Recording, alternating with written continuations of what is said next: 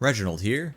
In this video, I will tell you and show you how you can win games without even getting a limbs, or near enough. Let's go. The big idea at work here is momentum. But what is momentum? How do I know if I have it?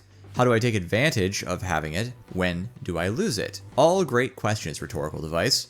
Let's ask an expert. In Sun Tzu's Art of War, there's an entire chapter on energy. In that chapter, he says the following: clever combatant looks to the effect of combined energy and does not require too much from individuals. When he utilizes combined energy, his fighting men become, as it were, like unto rolling logs or stones. For it is the nature of a log or stone to remain motionless on level ground, and to move when on a slope. Thus, the energy developed by good fighting men is as the momentum of a round stone rolled down a mountain thousands of feet in height. It is not for no reason that I love this book.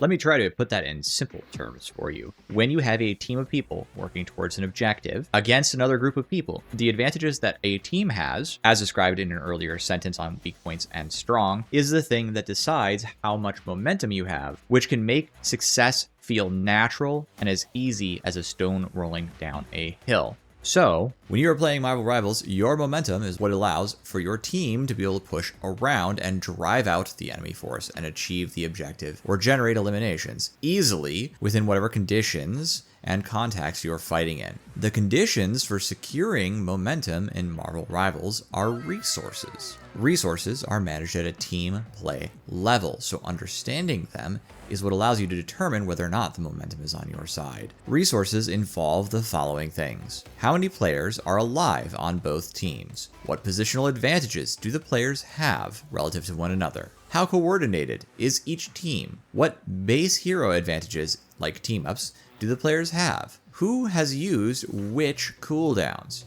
Who is more aggressive on which team? Who has better individual skill? And it's not an accident that I ordered the list this way. I put the resources that are generated by team dynamics above the resources generated by individuals first because they have outsized impact in team fights. Let me provide you with a hypothetical so we can do something of an example. Imagine this scenario. It's Clintar. First point, the defending team has a Groot and a Magneto, a Cloak and Dagger and a Rocket Raccoon, a Punisher and a Moon Knight.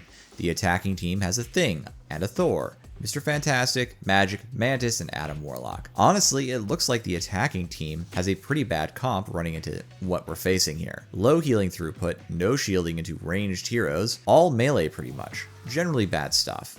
But let me change the math a little bit. Imagine that somehow all of the defending team's abilities have been used and are currently on cooldown. That means no infinite ammo team up, no respawn beacon, no Punisher turret, no Moon Knight Ox, no Groot walls, nothing. But the attacking team actually has all of their abilities available to them. And imagine everyone's at full health. Now imagine that the defending team is not talking to one another at all over comms. Punisher is up here doing whatever he thinks will work in this specific moment, and his healers are down here in the room, healing whatever they can see, but not really him, and if he gets hurt, they'll never find out about it until he dies because he's out of line of sight and not on comms. While the attacking team is talking to one another, not a lot mind you, no more than just shouting which hero they're attacking right now, and yelling, oh, he's won or something. Who do you think is going to win? It should be obvious that the attacking team will actually, very likely, win this fight now. And that's because the resource conditions favor them heavily. Even though each player only has to vaguely target the same thing, the other player is shouting out as a target. That coordination alone and the capacity for every player to use their resources and abilities as needed when the enemy can't will naturally drive them to victory in this team fight. There's really not a lot of complex team communication going on. It's just that the weights are stacked in favor of the attacking team now. For example, they could literally just have Adam Warlock hit Soul Bond and the group of them could walk right past the enemy Groot and blow up Rocket and Cloak and Dagger. And there's nothing anyone could really do about it, especially if Magic flanks on the Punisher or Moon Knight. The reason I am illustrating this is to explain that burning enemy cooldowns is actually a mathematical advantage to the friendly team. It generates momentum in a literal sense. I could even nerd out and say that it generates momentum points. We could create equations, but we won't, at least not right now. This works for other things too. Aggression, team coordination, all these things are basically an equation of weaknesses and strengths each team as a group have. When enough positives stacks up for one team, they gain the advantage in momentum. And it's really easy for them to walk into a space and take it or hold it. We can talk more on taking and stealing space another day, but as many others, including myself, have discussed before, one core part of taking space is the fact that as you push forwards and gain advantage, the enemy either has to give up space or risk being eliminated. Eliminations are obviously going to generate a lot of additional momentum, but they are not the only way to generate momentum. To quote Sun Tzu on the subject, that the impact of your army may be like a grindstone dashed against an egg. This is affected by the science of weak points and strong. And what I'm talking about in this video is sort of that science, adapted to Marvel Rivals. Why? Because it's as simple as managing those resources. Cooldowns, enemy positioning, and so forth are all elements of the strong and the weak points. If you burn Cloak and Dagger's cooldown for her bubble, and then you leave, and then you return and attack her again before her cooldown is back, she is much weaker, and now she's a significant weak point. Once she is eliminated, the team has much less healing, and the whole situation gets worse and worse for the enemy team as you progress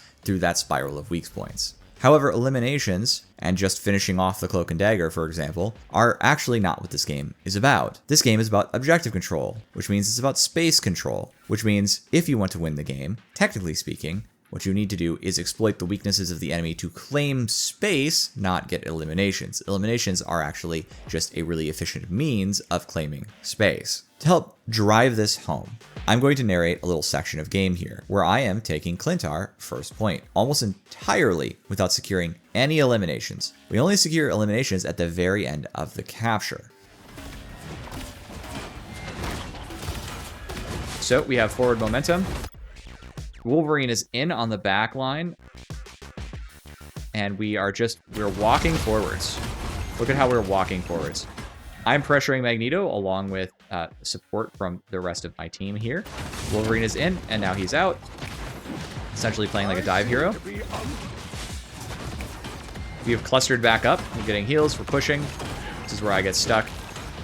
And you can see our front line is just attacking and bullying their front line here, which is essentially Iron Fist and Magneto together, and Magneto is just being pulled as I'm going for the little dive flank here on the other side. Look at how I'm able to walk forwards, and I just really want to call this out. So far, no one on either team has died, but look how much space we have been able to take. The enemy team is basically not on their point anymore. We have just been pushing. This is literal physical pushing. We're just sort of shoving each other at this point. No one's actually dying because the healing is so dense on both sides.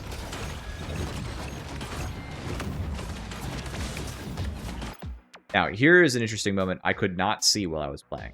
Their two DPS players are going after our heals, and we have two players peeling, while we are going after almost their entire team over here, that besides the DPS, with two fairly tanky characters at high health pools. And while that's happening, it looks like nobody has died. Not one person at this point has died until just now. Invis, really good play, by the way, manages to fall all the way back, get healed by Cloak and Dagger, retreat back into the point, which is our space because we held here. Ults on point, we get the first pick of the game at almost a minute in.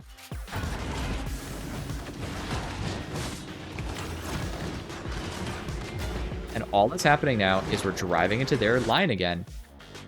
We have Iron Fist recognizing that the objective is critical, comes in on the point, takes too much damage from the three players looking at him.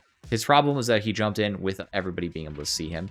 And then Rocket ults essentially off point because we've driven into their line so thoroughly. And we have three people on with the capacity to be healed. And we have moved in, we have captured the point, and the fight isn't even over. That was their second death. I think they might have even gotten a revive beacon. Let's see. Nope, she's all the way over there. So literally, this entire fight was the force of momentum. The force of forward pressure. No eliminations. Wow, pretty crazy, right? Well, I'm going to leave this game running in the background because as it so happens, we take quite a bit more space because of our continued momentum advantage as the enemy fails to rally or recover until much later. Still, this is the crux of this video. Momentum is an advantage exploited. Momentum is when you spend the enemy's resources, including space, to achieve your objectives and keep achieving more and more secondary objectives till the enemy is able to reconvene. It can literally win you a game, and all you have to do is understand who is up or down on resources. Tracking of ultimates, tracking of eliminations, tracking of abilities, coordinating aggressive plays with your teams, when enemy resources are weak. This is how you can win. If the enemy is smart, they will also be doing this and understand the need to either retreat or even leave and reset, thus affording you space. In theory, without any eliminations. Alright, I have answered what momentum is and even how to know if the conditions for it are set up, but I did ask a few other questions at the top of this video. How do I know if I have momentum? How do I take advantage of having it? Well, for the first one, I know it's complicated. You can't actually always see everything that's happening. However, if you notice that there's a feeling of overwhelming and unstoppable forward motion for your team, you're getting lots of easy eliminations, you're driving forwards into the enemy, that's actually when you have the momentum. The way you take advantage of it is simply by holding the W key and continuing to play off of your resources, continuing to be smart with your positioning, and continuing to track abilities and ultimates. But then, how do you tell when you're losing momentum? Well, this is not super easy either, but I'll give you my best opinion. The moment you feel like you're trying to grit your teeth and force it, the second it gets kinda hard to keep rolling forwards, that's when your momentum has been reduced. This usually happens when someone drops an ult, or when the enemy team gets a critical mass of allies together with fresh cooldowns, or maybe you're trying to make a spicy play on an off angle. The fact that you're making a spicy play in the first place suggests the enemy is regrouped enough to give you a contest. When this happens and the fight starts getting hard, you need to recognize that and sacrifice your own space to align with your team and ensure they are safe. As in, pull back, retreat, group up a little. Alright, I hope this video and examples have provided for you some extra fantastic information on the flow and the state of a game and how to exploit it for easier wins. More than that, I hope I have illustrated how you can really win games without generating picks, though obviously picks are huge. Understanding this concept is what will help you climb and play in a more subtle and sophisticated way. Warm regards, Reginald. I would like to take a moment and provide an extra special thanks to Joseph Davison for upgrading to my Oathmaker level membership. You are the second person to do this, and you have no idea how much of an impact it makes on this channel. This channel has always been a passion project for me, so your support really just helps me feel like I can continue to work on this and I will continue to see success. Thank you so much. It's really appreciated. I would also like to provide a special thank you to Miles Williams Lewis for continuing to be an adept level member of my channel after all of this time. Lastly, but very importantly to me, I'd like to provide a special thank you to all of the people who have provided memberships or gifted memberships to my channel, especially Vinny, who continues to be an ardent supporter of my channel with regular gifted memberships. Thank you all so much. It really is just so wonderful. It really helps me continue to pursue this passion of mine, and I appreciate it a lot, and I hope I continue to provide you with a lot of value over the coming years. Thanks so much for visiting, everyone. Bye-bye.